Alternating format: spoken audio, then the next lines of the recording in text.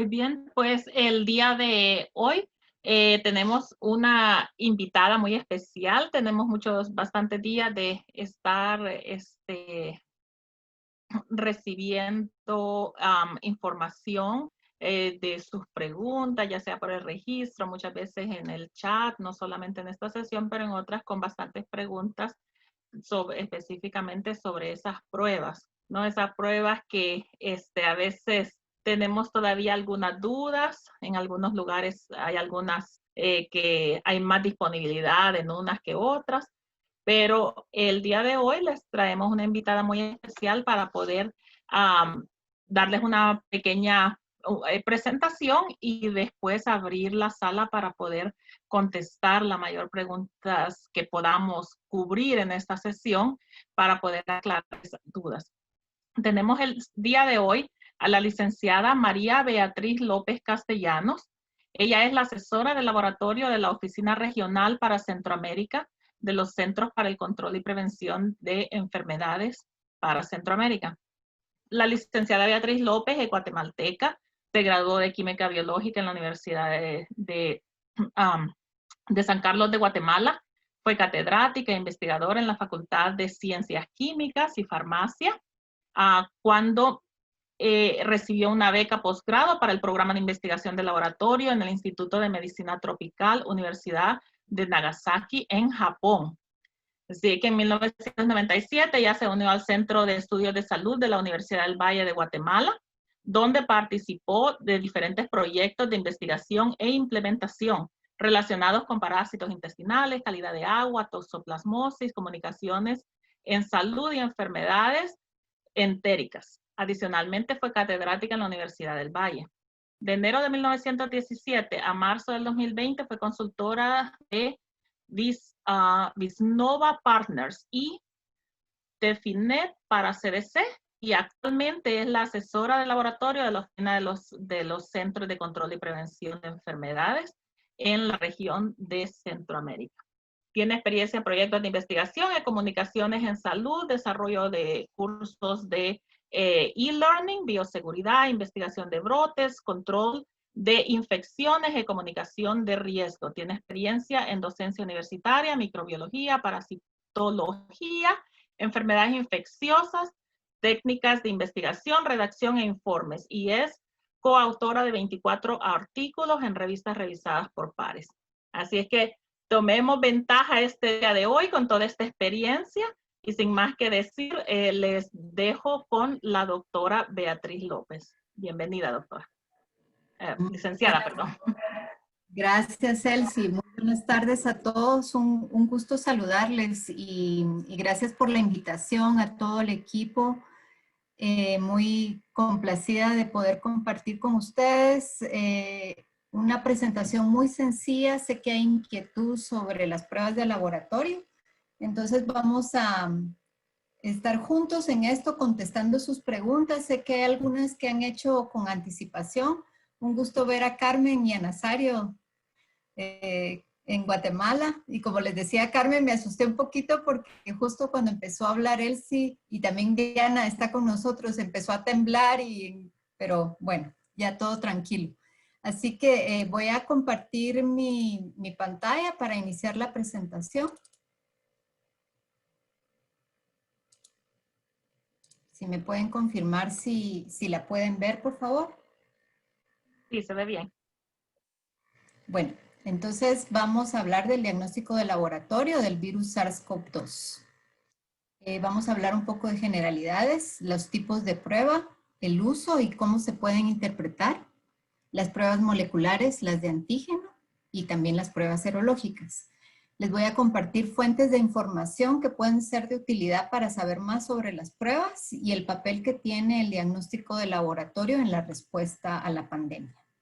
Entonces vamos a iniciar. Yo sé que ustedes han hablado ya bastante de COVID y pues el virus causante es el SARS-CoV-2. Este es, yo creo que la figura más conocida y más usada en los últimos meses. Creo que cualquier niño de 3 años ya sabe que este es COVID. Y pues esta es la estructura, y gracias a que se sabe la estructura del virus se pueden desarrollar los diferentes tipos de pruebas. Esto es muy importante.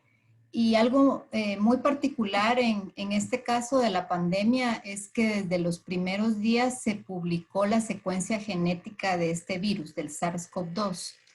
¿Por qué es esto importante? Gracias a que se publicó la secuencia genética, se pudieron desarrollar las pruebas como en tiempo récord. Y ya para febrero había una serie de pruebas moleculares que se empezaron a distribuir en todos los países.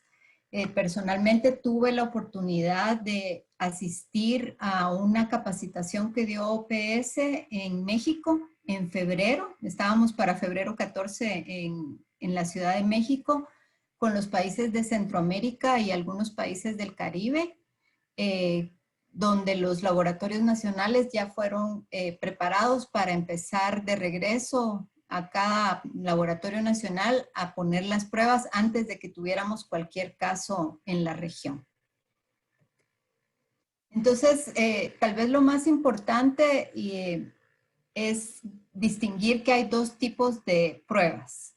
Las pruebas para infección activa, o sea, cuando sabemos si la persona tiene la infección con el virus, y las pruebas para infección pasada, que son las pruebas que se llaman también de anticuerpos o pruebas de serología. Entonces, cada una tiene su tiempo particular en el cual es útil durante la infección. Entonces, les voy a enseñar varias veces durante la presentación esta gráfica que lo que indica son los días de la infección que van corriendo para una persona en particular. Entonces vamos a hacer y vamos a hablar varias veces de esto durante la presentación. Las pruebas para infección activa y las pruebas para infección pasada. Entonces si vemos de nuevo la gráfica, cuando la persona entra en contacto con el antígeno, que en este caso es el virus SARS-CoV-2, digamos que es el día 0 de la infección, cuando lo conoce.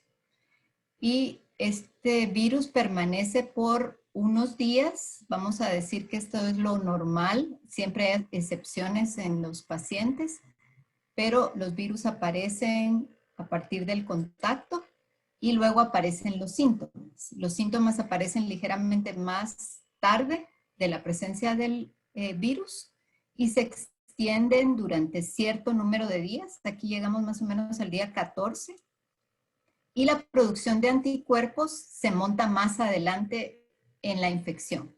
Más o menos a partir del día 7 se empiezan a producir anticuerpos. Entonces, cuando se tiene clara esta descripción de la infección, se puede ver claramente que no todas las pruebas se pueden usar durante todo el tiempo. Entonces, las pruebas para detectar el virus son útiles mientras que haya virus que detectar. Cuando ya no hay virus, estas pruebas ya no son útiles. Y por el contrario, las pruebas para detectar los anticuerpos son útiles hasta que se producen los anticuerpos. O sea que si hacemos una prueba de anticuerpos acá, el resultado va a ser negativo. Entonces esto nos puede servir de base para entender mejor cómo funciona cada tipo de pruebas. Y vamos a empezar con las pruebas para detectar virus con infección activa, que son las primeras que les mencioné. Entonces, para explicar estas pruebas, las pruebas son también conocidas como pruebas moleculares, detección de ácidos nucleicos, y creo que todo el mundo también maneja la palabra PCR, se hizo famosa y todos dicen las pruebas de PCR. Las pruebas moleculares diagnostican infección activa por el virus SARS-CoV-2. Entonces, en general, la muestra que se obtiene son hisopados nasofaríngeos. Acá estamos viendo el ARN del virus. Este virus es tipo ARN, hay virus ADN, hay virus ARN. El SARS-CoV-2 es un virus tipo ARN.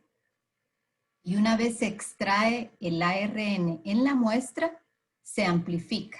¿Qué quiere decir amplificar? Se producen miles, millones de copias de este virus. Esto es lo que es el PCR. Entonces tenemos muchas copias y luego se usa este aparato que es un termociclador que sirve para interpretar los resultados, para saber si en la muestra original estaba el virus que nos interesa, que estamos buscando, que es el SARS-CoV-2. Entonces, estas son las pruebas de detección de ácidos nucleicos. El paso más importante que quisiera que recordáramos es que este paso haya amplificación. De un poquito de ARN se hacen miles de copias, lo cual tiene obvias ventajas, ¿verdad? Y eso lo vamos a ver para que ustedes entiendan mejor. Bueno, estas pruebas moleculares se consideran el estándar de oro. Cuando se habla de pruebas de laboratorios, el estándar de oro son las pruebas de referencia. Es contra las cuales se compara cualquier otra prueba. Entonces, estas pruebas de PCR son el estándar de oro para la detección de SARS-CoV-2. Y están basadas en las secuencias genéticas del genoma viral. ¿Se acuerdan que eso les contaba? Que desde el principio de la pandemia, los científicos de China publicaron estas secuencias y entonces se puede hacer el desarrollo de estas pruebas. A mí me gusta pensar en las pruebas moleculares como que fueran estos bloques de Lego. Se necesitan varias piezas para poder hacer la prueba. Entonces se necesita el material genético viral que vendría del paciente si tiene el virus, nucleótidos, primers, que son como las plantillas que se desarrollan para que se pueda identificar el virus y una serie de buffers. Entonces lleva varias piezas. Y la reacción, el nombre largo, por así decirlo, de esta PCR es la reacción en cadena de la polimerasa con transcriptasa inversa, que más se conoce como RT-PCR. Entonces, cuando ustedes vean RT-PCR, quiere decir que es este tipo particular de PCR. Entonces, estas pruebas moleculares existen de diferentes tipos y hay diferentes equipos. Hay equipos como este, que es un termociclador. Ese es el que está en la mayoría de los laboratorios nacionales. Y hay equipos como más compactos y que facilitan el trabajo. Entonces, aquí lo importante es ver que hay diferentes tipos. Entonces, estos equipos se dividen en dos grandes grupos, sistemas abiertos y sistemas cerrados. Cada uno tiene sus ventajas y sus desventajas. Los sistemas abiertos son los sistemas para los cuales la compañía da un kit con todos los ingredientes para desarrollar la prueba. La extracción del ARN se hace por separado y la duración es de 3 a 5 horas. Estos equipos abiertos sirven para varias pruebas. Entonces se pueden usar de diferentes marcas, de diferentes orígenes. Una cuestión que sería un contra es que se requiere la extracción por separado y que debido a que se necesitan todos estos ingredientes básicos, el personal que los maneja debe ser un personal especialmente entrenado. O sea que el personal es muy especializado. Mientras que los sistemas cerrados, las compañías ya venden todo listo. Todos los ingredientes los dan. La extracción del ARN está integrada dentro del aparato. Son mucho más rápidos, más o menos 1 hora. El proceso está totalmente automatizado, pero requieren equipo especial. Entonces, para ilustrar esto, a mí me gusta pensar que un sistema abierto es como hacer un pastel desde lo básico, ¿verdad? Necesitamos comprar los huevos, la harina, el aceite, y necesitamos todo esto. Mientras que un sistema cerrado es como que si ustedes compraran de esas mezclas para pastel que solo agua se necesita. Entonces, si tenemos de esta mezcla, pero el problema es más rápido, es más fácil, pero si no la tenemos no podemos hacer nada. Mientras que si tenemos estos aparatos de sistemas abiertos, podemos comprar los huevos en una tienda, la harina en la otra y el aceite en la otra. Ay, perdón. Creo que dejé de compartir, ¿verdad?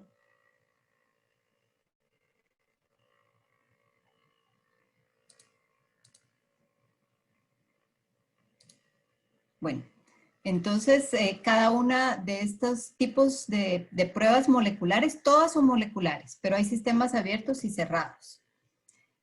¿Qué se ve en una de estos termocicladores? Muchas personas piensan que sale una tirita de papel y ahí dice la prueba es positiva o la prueba es negativa, como en las series de televisión como de CSI, ¿verdad? Pero las personas que saben hacer estos PCR en tiempo real tienen que interpretar estas figuras como las que ven acá en el slide. Cada gráfica se debe de interpretar, debe de tener cierto tamaño, cierto color. No vamos a entrar en detalle de cómo se analizan, pero lo importante de saber es que hay que saber interpretarlas. No es que la máquina saque un resultado y que ya se sepa inmediatamente cómo, si es positivo o negativo. Entonces, estas pruebas moleculares, si el resultado es positivo, confirma la infección por SARS-CoV-2. Pero un resultado negativo indica que hay ausencia del virus o que la cantidad no es detectable.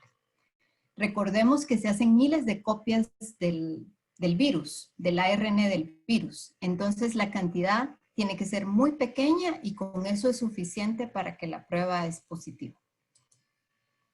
Entonces, volviendo a nuestra gráfica, dijimos aquí está la aparición del virus, luego aparecen los síntomas y luego los anticuerpos. Entonces, las pruebas moleculares son útiles,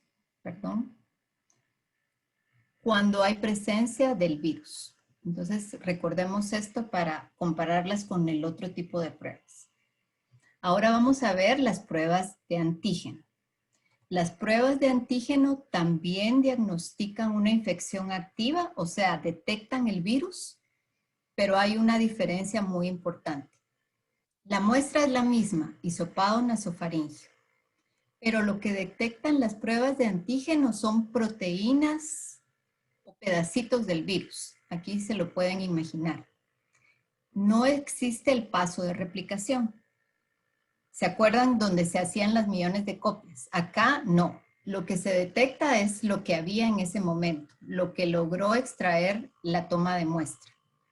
Entonces son pedacitos del virus que se detectan y luego se pueden interpretar de dos formas. Hay pruebas de antígeno rápidas, que son como las que se llaman de lateral flow, que son estos cassettes, que son como las pruebas de embarazo, que una línea indica si es positivo, pero también se pueden hacer en el laboratorio con unas pruebas un poco más sofisticadas, que son las que se conocen como las pruebas de ELISA, que sí requieren un aparato para leerlas, pero también no existe el paso de replicación.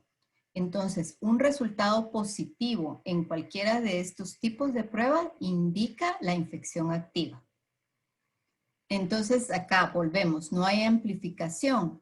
Si no hay amplificación, la prueba es menos sensible. ¿Por qué? No se crearon las copias y si la cantidad presente cuando se toma la muestra es muy baja, entonces pudiera ser que el resultado sea negativo, aun y cuando la persona sí está infectada. Pero en la gráfica que estábamos viendo, todavía no ha desarrollado suficiente cantidad de virus para ser detectable. Entonces, estas son las pruebas de antígeno. Entonces, ¿cómo se interpreta? Si el resultado es positivo, la persona está infectada. Entonces, ahí no hay duda. Pero si el resultado es negativa, significa que la persona probablemente no está infectada. No se puede asegurar. Con las pruebas de antígeno, los resultados no deben ser usados para descartar un caso como positivo. Necesitan una prueba confirmatoria. ¿Por qué? Porque no existe el paso de replicación y puede haber falsos negativos. O sea que no había suficiente cantidad de virus. Entonces, esto es importante de recordar cuando alguien habla de pruebas de antígeno. Entonces, si volvemos a nuestra gráfica, ya teníamos acá la detección con pruebas moleculares, luego aparece la detección de antígeno. Si ven acá, la ventana de utilidad es más corta, o sea que las pruebas de antígeno pueden dar positivas en este margen de tiempo. Si se hace acá, podría salir negativa. Y también si se hace acá, también podría salir negativo. Entonces, si uno entiende bien las pruebas, puede decidir cuál es la mejor para cada paciente y para cada caso particular.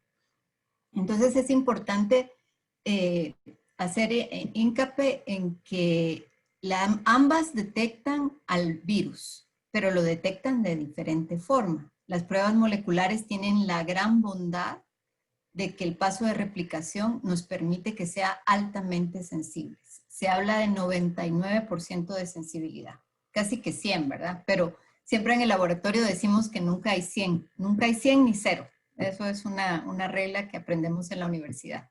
Entonces decimos que las pruebas moleculares son altamente sensibles.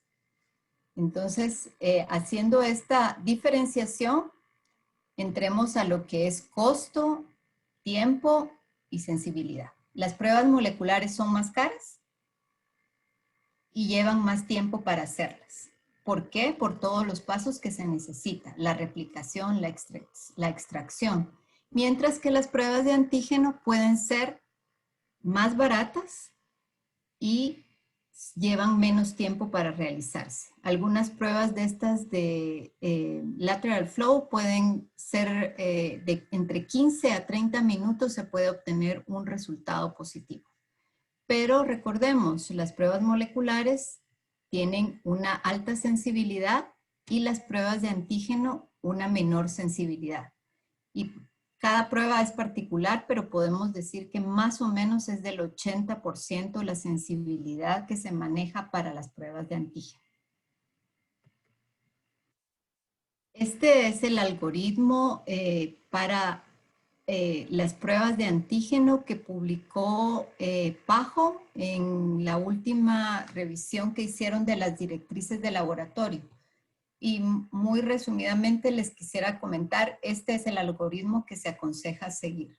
Si la prueba de antígeno es positiva, se confirma el caso y se dice que es un caso positivo. Pero si es negativo, se debe de hacer una prueba de PCR para confirmar el resultado. Entonces ese es el algoritmo que se debe manejar. Ahora vamos a pasar a la otra parte de nuestra gráfica que les enseñé de la primerita, las pruebas serológicas. Es el otro gran grupo de pruebas y estas sirven para detectar infecciones del pasado, no infecciones actuales.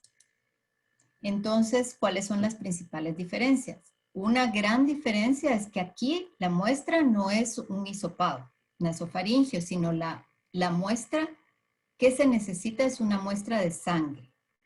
¿Por qué? Porque estamos detectando anticuerpos y los anticuerpos están circulando en el torrente sanguíneo. Una vez que el cuerpo monta la respuesta inmune contra el virus, los anticuerpos empiezan a circular. Entonces, la muestra de sangre o suero se basan en la detección de anticuerpos. Los anticuerpos pueden ser IgM o IgG. El día de hoy no vamos a entrar en detalles de la diferenciación entre los tipos de anticuerpo, pero se pueden hacer también por inmunocromatografía con una prueba muy sencilla que es visiblemente positiva o negativa, o también las pruebas tipo ELISA que se hacen en el laboratorio.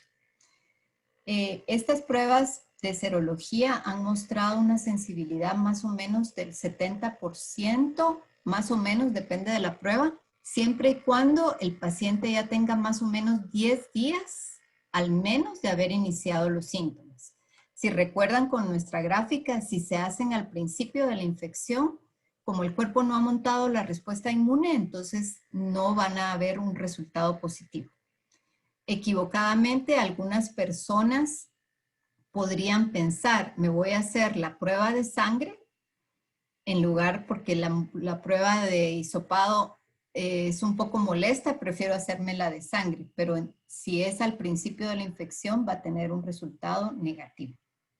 Esas son las pruebas de anticuerpos. Entonces, si regresamos a nuestra gráfica y vemos cuándo son útiles, como ya habíamos visto, la ventana es a partir de que ya se hayan producido anticuerpos, como el día 8, 9 al 10, es donde se recomienda. Y las pruebas de anticuerpos pues pueden durar positivas por largo tiempo. Todavía no se ha terminado de estudiar la respuesta inmunes del SARS-CoV-2, pero se habla que al menos 90 días puede la persona mantener sus anticuerpos IgG, aunque todavía no ha pasado suficientemente para tener una claridad respecto a esto, y por eso es importante que se hagan las encuestas serológicas para caracterizar esta respuesta. Entonces, con esto pues resumimos los dos tipos principales de pruebas y qué uso se debe de tener y cómo se pueden interpretar. Entonces, en cuanto a la interpretación de pruebas serológicas, el resultado positivo, o sea, si se encuentran anticuerpos, se indica que hay una infección en el pasado. La persona estuvo enferma, estuvo expuesta al virus. Para excluir la infección activa, siempre se debe hacer una prueba de virus, PCR o de antígeno, las otras que hablamos. Un resultado puede indicar que la persona ha estado expuesta al virus o también podría indicar que es muy temprano en la infección y todavía no hay antígenos detectables. Entonces, así es como se debe de interpretar. ¿Para qué se pueden usar estas pruebas? Los ensayos sorológicos, muy importante, no son pruebas diagnósticas. Por eso deben interpretarse con cuidado. Y pues la Organización Mundial de la Salud y la OPS no recomiendan el uso de las pruebas de serología para el diagnóstico de anticuerpos. Se pueden usar para estudios de seroprevalencia, para investigaciones epidemiológicas, por ejemplo, para detección de anticuerpos en personal de salud, y tal vez ustedes han oído que para el tratamiento con sueros hiperinmune se debe medir el título de anticuerpos que tiene una persona que quiera donar su plasma para tratamiento de otras personas. Entonces, en estos casos, estas pruebas son de utilidad. Y pues en general para entender la epidemiología del COVID-19 y conocer el papel que pueden tener los pacientes que son asintomáticos. Esa sería la utilidad de las pruebas de anticuerpos. Entonces, esta es como un resumen muy corto. Les comentaba a los compañeros que en unas sesiones que tuvimos de laboratorio dedicamos toda una sesión a las pruebas de moleculares, por ejemplo. Entonces, se puede profundizar un poco más, pero hoy quería comentar con ustedes una visión más general del uso de las pruebas y dónde pueden encontrar más información. Entonces, en las páginas del CDC hay bastante información sobre los diferentes tipos de pruebas y el CDC tiene una página, una parte de las páginas está en español y se puede encontrar más información. Me comentaban que van a tener estos links en el chat y aquí se puede consultar estas guías. Estas son del CDC. Luego están las guías que OPS ha publicado en español y en inglés. La última directriz de laboratorios de julio 8, la versión en español, que explica toma de muestras, los diferentes tipos de pruebas, lo que hablamos hoy, y cuándo se deben de usar. Esto es en la página de OMS, hay mucho material y también de laboratorio. Algo bastante nuevo es la guía que OPS y OMS compartió sobre el uso de las pruebas de antígeno. Esta es del 11 de septiembre. No encontré la versión en español aún, pero ya se compartió la versión en inglés. Y como les estaba comentando, las pruebas de antígeno pues están teniendo como mucha notoriedad en estas semanas y muchos países están empezando, si no a usarlas, a pensar en ponerlas también como parte de la estrategia de diagnóstico. Y luego hay un par de páginas más que quisiera compartirles que son de utilidad. La página del FDA tiene un apartado con las autorizaciones de emergencia. Este es el link.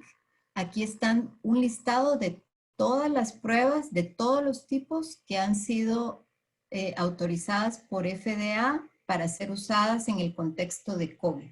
Normalmente el proceso lleva mucho más tiempo, pero debido a la pandemia existen estas autorizaciones de emergencia. Entonces, si alguien quiere consultar si la prueba de interés está en este listado, puede ir a este apartado y ahí está según el tipo, qué día le dieron la autorización y un link a cada tipo de prueba. Hay otra página muy interesante que es de FIND, que es de Foundation for Innovative New Diagnostics, que es la organización que califica las pruebas para OMS.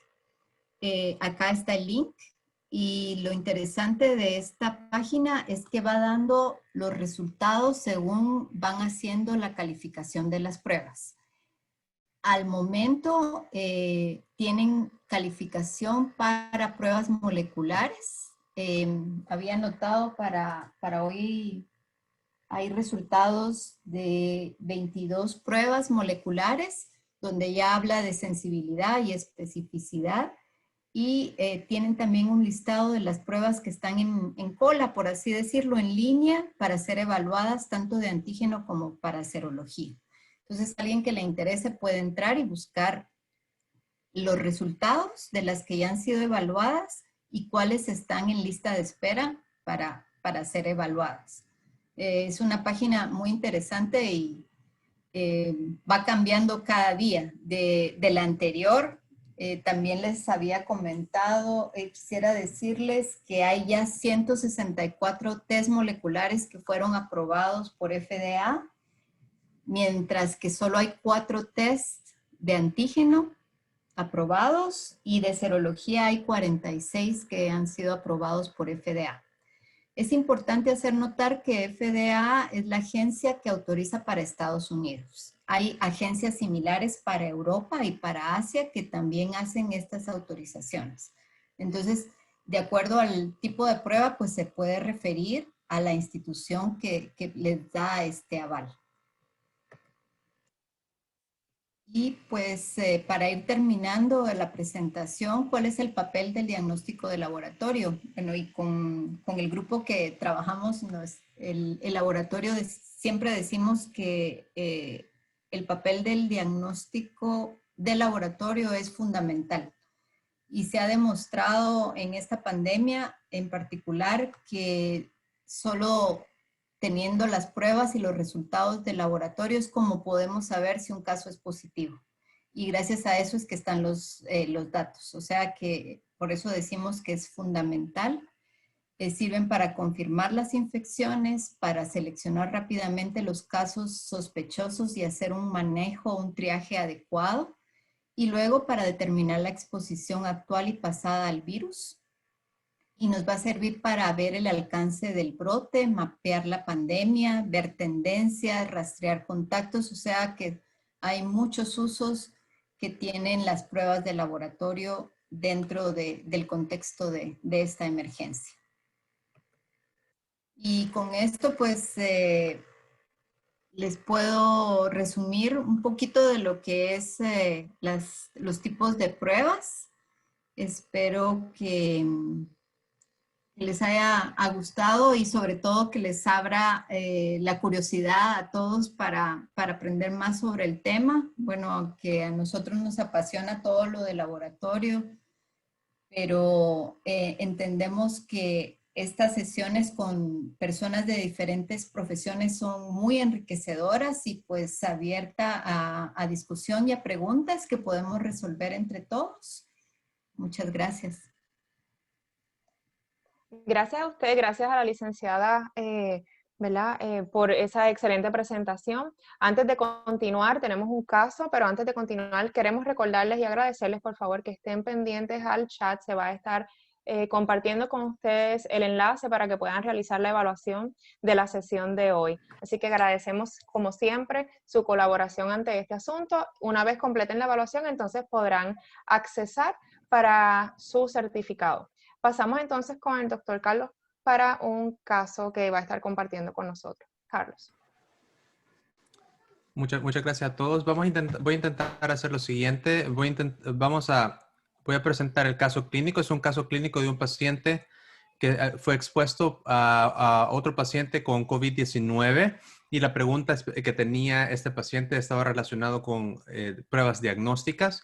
Una vez termine el caso, vamos a abrir para todos los participantes preguntas que puedan tener o aclaraciones que quieran tomar pues levanten la mano e intenten decirnos qué es la recomendación que va a tener. Una vez ustedes hayan dado las recomendaciones o sus ideas, le vamos a pasar a la licenciada Beatriz López para que nos diga qué es lo que ella piensa. La paciente es una paciente de 28 años, femenina. Ella se presenta después de que fue expuesta a un individuo con SARS-CoV-2. La exposición ocurrió el domingo, septiembre 12, es decir, hace 10 días.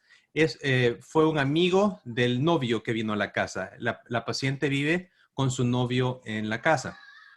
El amigo del novio llegó a la casa y pasó un día entero con el novio de la paciente.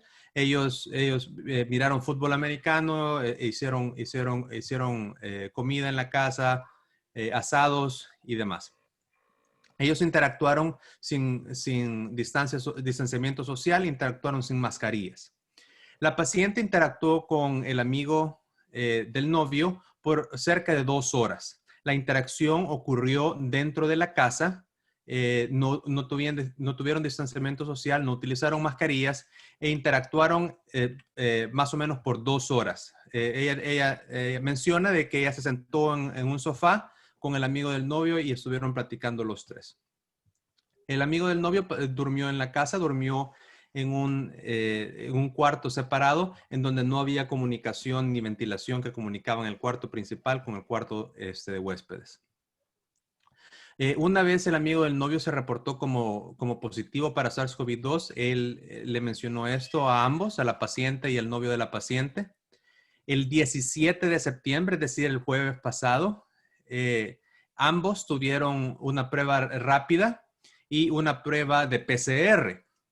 El novio de la paciente salió positivo en la prueba rápida, pero negativo en la prueba de PCR. La paciente salió negativa en ambas, la prueba rápida y la prueba de PCR.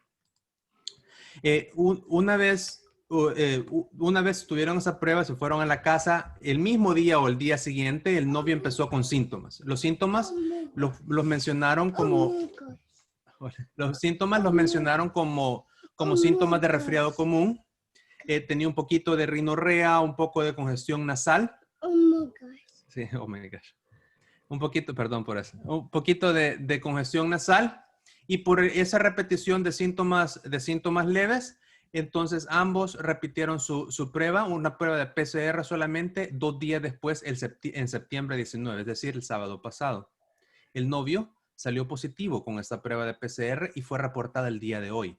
Ella sigue siendo negativa y a la fecha ella no tiene síntomas.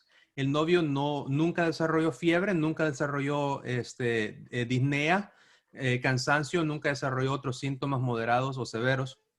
Y la paciente a la fecha está completamente asintomática. La pregunta que tiene es, ¿qué es lo que tengo que hacer? Número 1, tengo que hacer cuarentena otra vez porque la última interacción con mi novio fue hoy. Y número 2, me hago la prueba nuevamente. Dejemos, si es posible, abramos primero a los participantes y veamos qué piensan los participantes y después de eso le damos la palabra a la doctora López.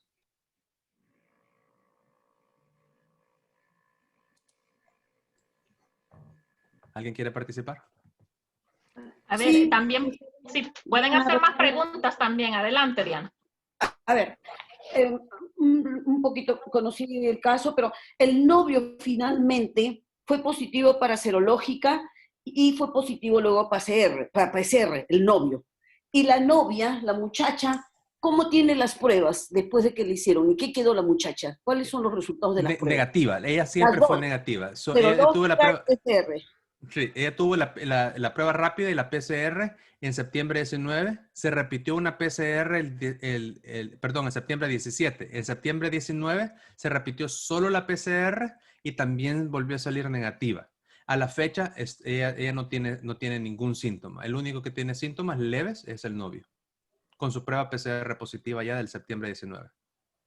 Ya, entonces el novio definitivamente sí tiene la enfermedad, sí tiene la infección, aun cuando esté oligosintomático, pareciera. Correcto. Ella, de todas maneras, ya estaría también en tiempo igual que él, porque han estado conviviendo. Estaría, idealmente, debería haber estado igual que él, su serológica positiva, o si su PCR era negativa, repito, y sale positiva. Pero no pasó nada de eso. Sin embargo, lo que yo pienso, sin embargo, a esta mujer, yo, de todas maneras, la consideraría como un caso medio peligroso, y la tendría igual, le haría aislamiento social, lavado de manos, que guarde la distancia, que use mascarilla, porque aun cuando las pruebas me hayan salido negativas, yo pensaría que ella estuvo en contacto con este sujeto positivo y yo no me confiaría. Correcto. Y parte de lo otro es si ella no lo obtuvo del amigo del novio, es decir, en septiembre 12, pues el novio que está en su casa hasta el día de hoy está interactuando con él. Exacto, porque están bajo el mismo techo. ¿Qué A ver, ¿hay alguien? ¿Qué opinan repetir la prueba? Vamos a ver si hay más preguntas sobre el caso, a ver si hay otros participantes que tengan más preguntas sobre el caso. Tengo acá un comentario de María Cristina García. María Cristina, no sé si quieras abrir el micrófono y comentar, ¿verdad?, del caso.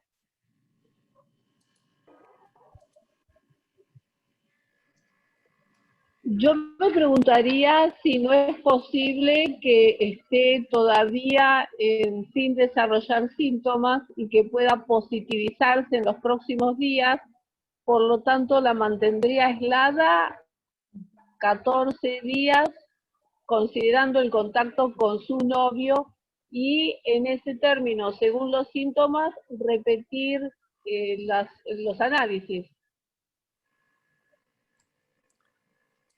Muchas gracias. ¿Otro comentario?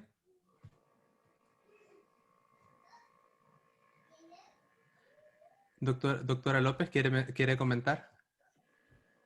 Sí, muchas gracias. Pues yo coincido con los comentarios, ¿verdad? El novio es positivo y ella se hizo, entiendo, 2 pruebas de PCR que fueron negativas.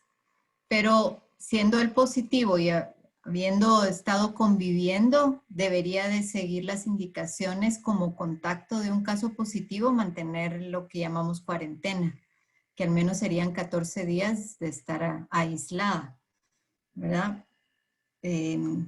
Eso yo creo que así se puede manejar el dato. Tal vez lo que me llamó la atención, no sé si entendí bien, Carlos, cuando usted dijo que tuvo una prueba positiva de antígeno, pero negativa de PCR.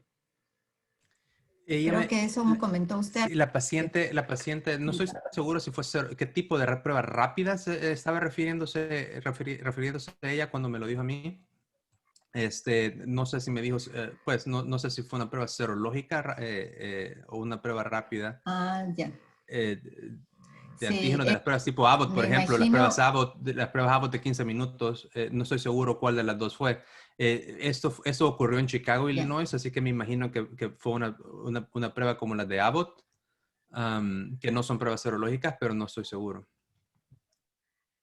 Sí, yo creo que la explicación podría ser que esa prueba rápida, que no sabemos exactamente cuál fue una prueba serológica que le dio negativa y después su PCR fue positiva, perdón, y el PCR es negativo. O sea, ella entiendo que se hizo siempre la prueba de PCR. Sí, ambos hicieron, fue el novio el que salió discrepante de pruebas, que eventualmente positivizó en la PCR. Ella siempre ha sido positiva en todas las pruebas, es decir, las 2 PCR del 17 y el 19 fueron negativas. Y la prueba, negativas, y la prueba del 17 rápida, también fue negativa.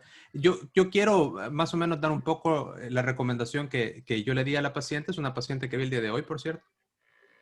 Y pues no dije nada más que lo que dijo María Cristina, que es ahorita, ella quería saber si me puedo hacer repetir la prueba otra vez. Entonces yo lo que le dije, yo no creo que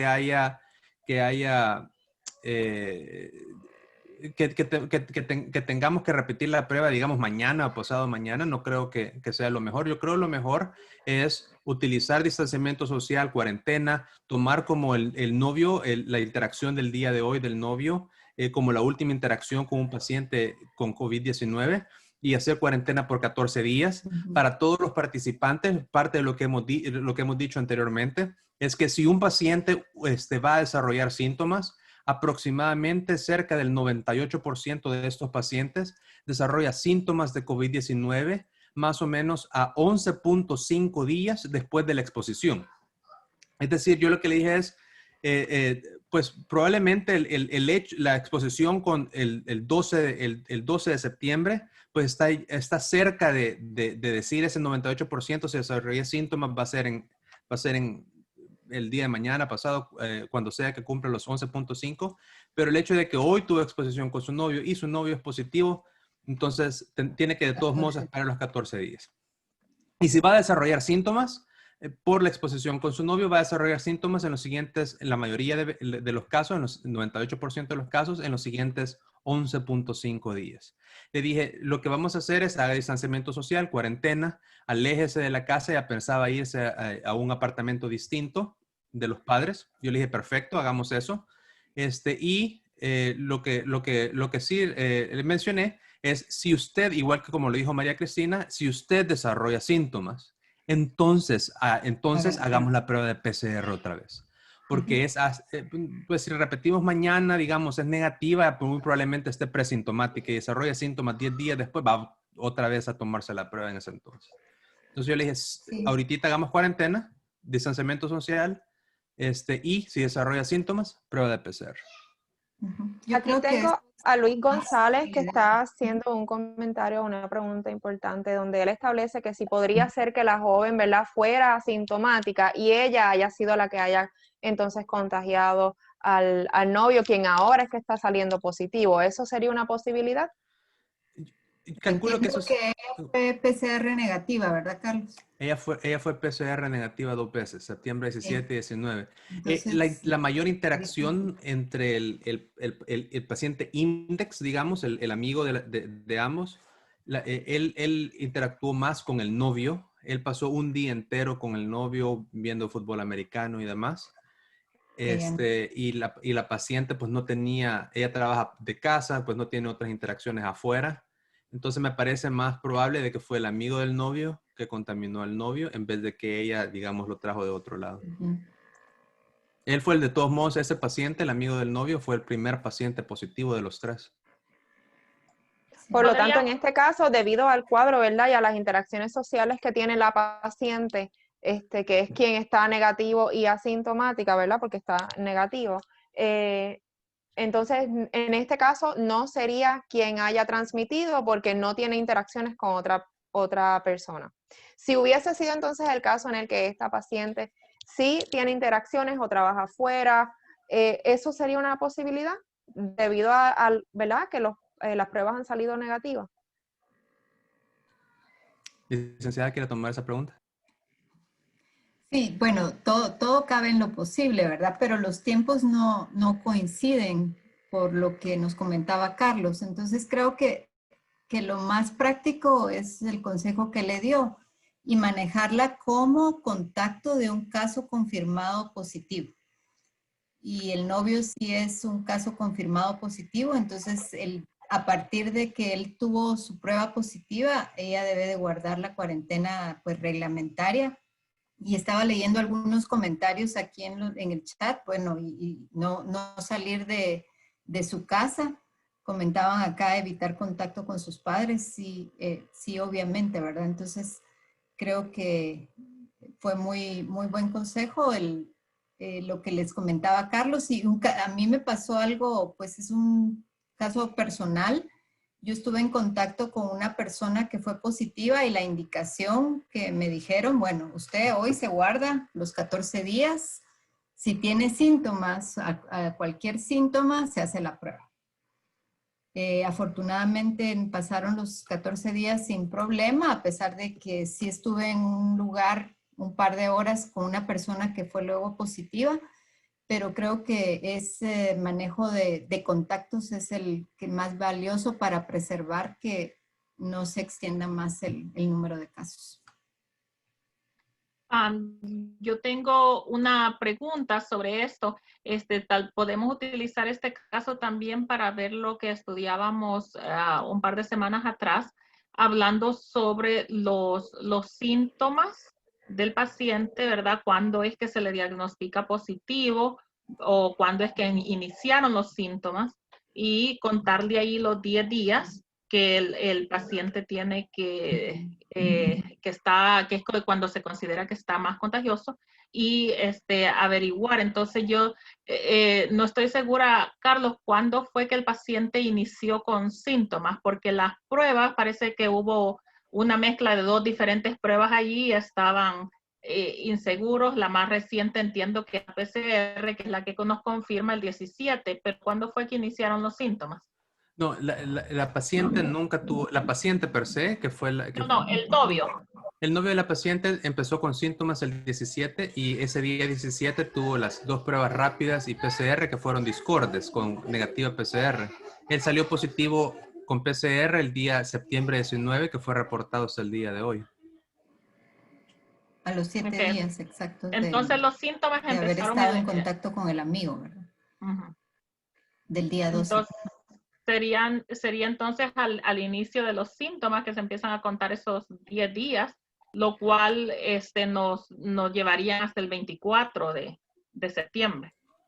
¿Ves? Si es que ya los síntomas han desaparecido para el 24 de septiembre. Entonces la paciente estando en contacto cercano con él, aún dijiste el día de hoy, ¿verdad? El 22 fue que ella te pedía la recomendación.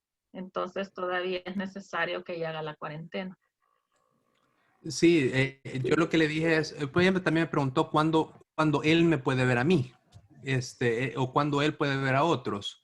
Lo que le dije es los tiempos son distintos para ambos. La paciente tiene que esperar 14 días a partir del día de hoy, porque fue hoy la última interacción con el novio.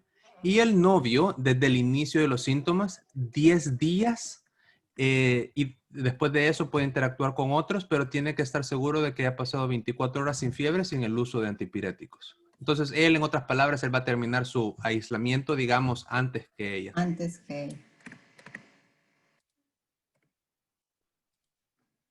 ¿Hay alguien en la audiencia que tenga alguna otra pregunta o quiera alguna aclaración de algo? Si ha quedado claro el caso o hay alguna inseguridad sobre la información, porque para eso presentamos los casos, no para poder aprender de ellos y tratar de poder ir adaptando el conocimiento para así poder trabajar mejor con los casos en la vida real que nos toque trabajar. Solo una preguntita. Esta dama ya la mandé a aislarse por 14 días. ¿De todas maneras tengo que tener el prurito de hacerle la PCR? ¿O si todo va bien, no le hago PCR? Y que termine sus 14 días que se está planteando aislamiento. Esa es una pregunta. La otra que yo tengo, si yo estoy en un país pobre, yo soy de Perú, si yo estoy en un país pobre, no tengo muchas PCR, tengo un cuadro florido, súper florido, digo, esto es COVID y es COVID. Y Sanford dice que si es florido, tengo la potestad de decir que es COVID. Entonces yo lo aíslo, perfecto, todo va bien, porque es un leve. Cuando hacemos la frecuencia de variables, cuando hacemos prevalencia, incidencia, ¿dónde cae este caballero? Cae como positivo, aunque no tiene ninguna prueba, solo he sido yo como clínica que lo he diagnosticado, yo lo he manejado, el hombre ha vivido, ha sobrevivido, pero luego cuando se hacen los estudios de prevalencia e incidencia, este caballero, ¿a dónde va? ¿Lo consideran o no lo consideran? ¿Lo ignoran? ¿Cómo queda cuando hablo de frecuencias de estadísticas, frecuencias de variables, medidas de frecuencias que son importantes para el país? Y finalmente era, ¿cuarentena es sinónimo de aislamiento? Yo tengo dudas. Parece que cuarentena, lo que he escuchado, cuarentena es lo que yo estoy haciendo. Yo no tengo síntomas, aparentemente estoy bien, pero yo trato de no salir. Estoy en mi casa, etcétera, no exponiéndome. Pero aislamiento me parece que es el término cuando sí tengo síntomas y tengo que aislarme y tengo que estar en un lugar exclusivo quizás para mí, para no contagiar a mis familiares. Esas serían mis preguntas. Por favor. Sí, tal vez le puedo comentar, Diana, muchas gracias. En relación a cuando se reportan los casos y para el conteo mundial de casos tiene que haber una prueba positiva de antígeno o de PCR para entrar en el, digamos, en el pool de muestras de pacientes que fueron, que estuvieron enfermos por SARS-CoV-2. Entonces, lo que usted decía, si no se puede hacer la prueba, pues muy bien, aislarlo, pero no se puede contar como un caso, porque recuerden que hay coinfecciones, estamos entrando en tiempo de influenza, entonces no se puede asegurar. Tiene que ser con una prueba de antígeno o PCR positiva. Y respecto a la otra, me llama mucho la atención su pregunta. Estuve en una sesión virtual donde se habló bastante de eso y se discutía, ¿verdad? Porque lo de cuarentena venía de 40 días.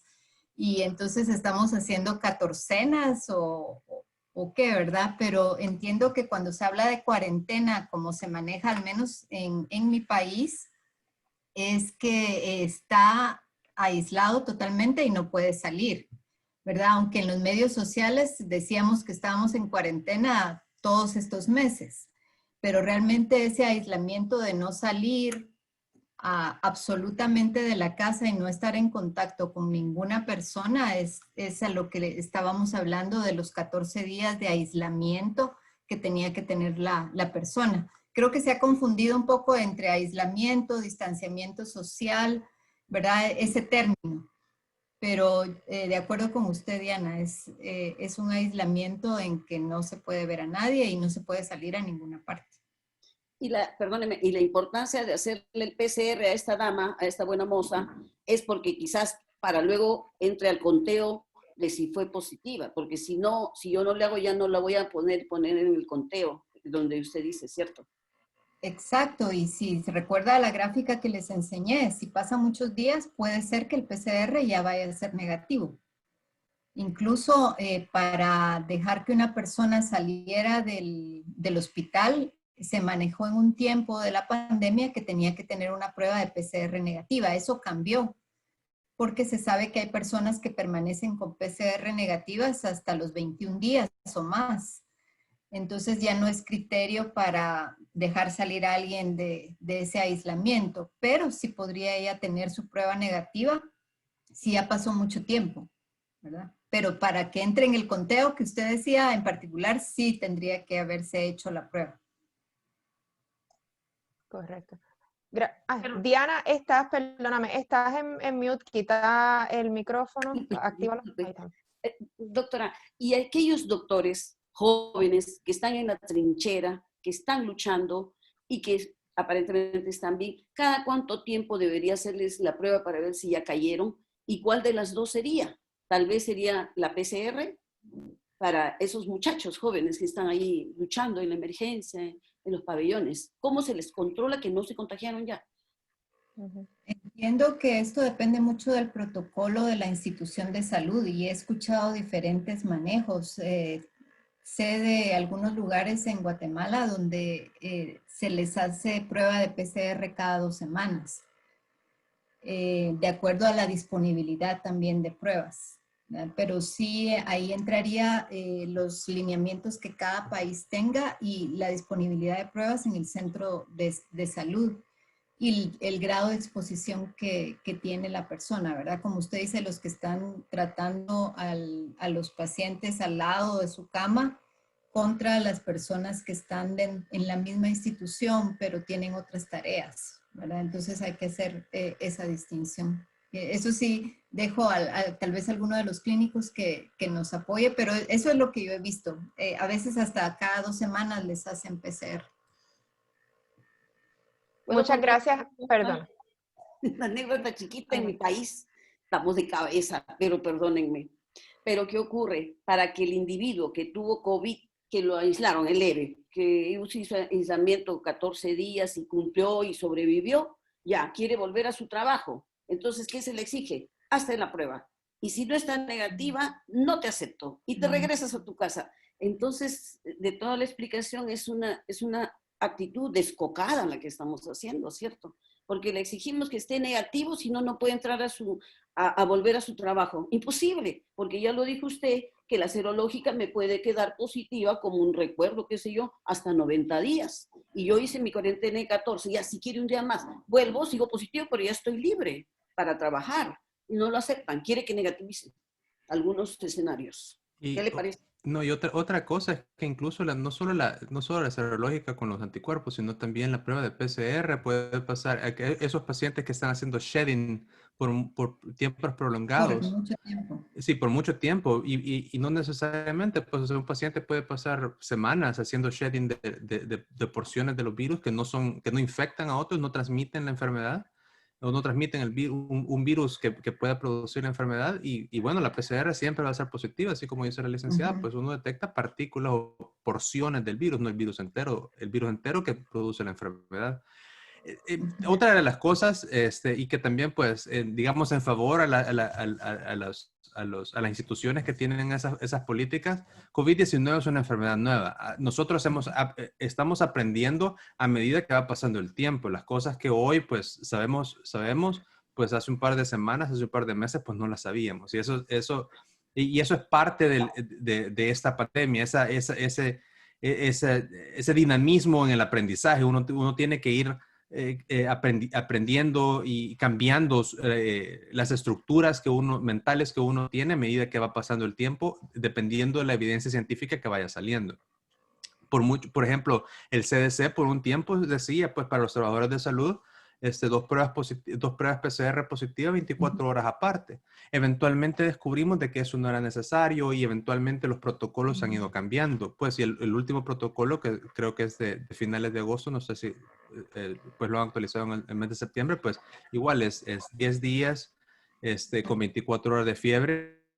Para los pacientes que son moderados o severos, entre 10 a 20 días con 24 horas de fiebre, pues sin fiebre. Bueno. Y tal vez les quisiera comentar de las pruebas serológicas que Ana decía, que por el contrario hay algunos lugares donde se habla de que tienen que tener una prueba de serología positiva para decir, bueno, ya está inmune. Pero hemos visto casos, y yo también personalmente en algunas personas conocidas que tuvieron COVID con PCR positivo, pero la prueba de serología es negativa.